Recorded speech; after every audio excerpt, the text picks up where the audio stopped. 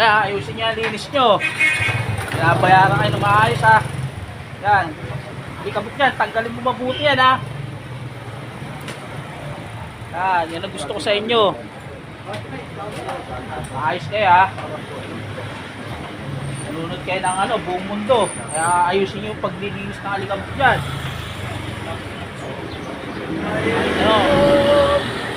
Ang sinag ng araw, ang kintab-kintab ngayon. Kaway. Okay. Pawis ng pawis ha.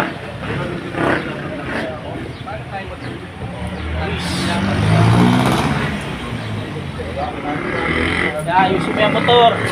Magandahin mo mabuti yan ha.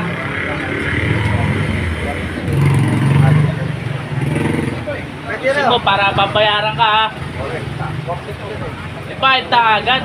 Ayusin nyo muna yung trabaho yung bagong paghatian yan. Bayad na kayo agad ha. 160. 160 yan ha. 160 kulang pa sa linis yan. May sabon-sabon to.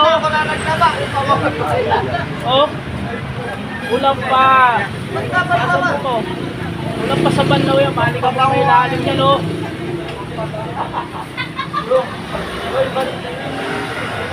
Ito, ayusin mo yan ha. Malikabok yung gulong. Madayang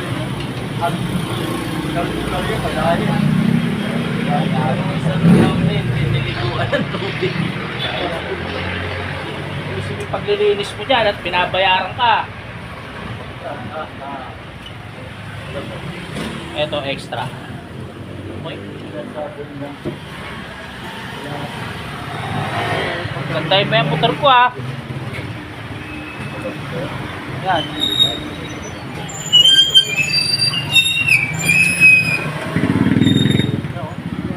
Yan, dandahan ko parang dalaga.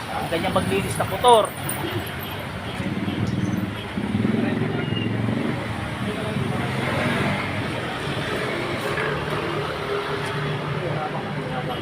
Joey, tawag na ng asawa mo, magwalaya ka ng bata, maglaba ka. Wala pa akong asawa, gunggong. Ito na pang imposto. Ang pusit Bigyan mo daw ng pera yung asawa mo pag sahod mo dyan. Yung pusit namin nalunod. Hindi nakarating. Nasa yung pusit? Si Bigote, galit na naman yung mukha. Tingnan mo si Bigote. Wala yung pusit, nalunod. Hindi nakarating ng transpora. Yan. Buti naman, nakarating.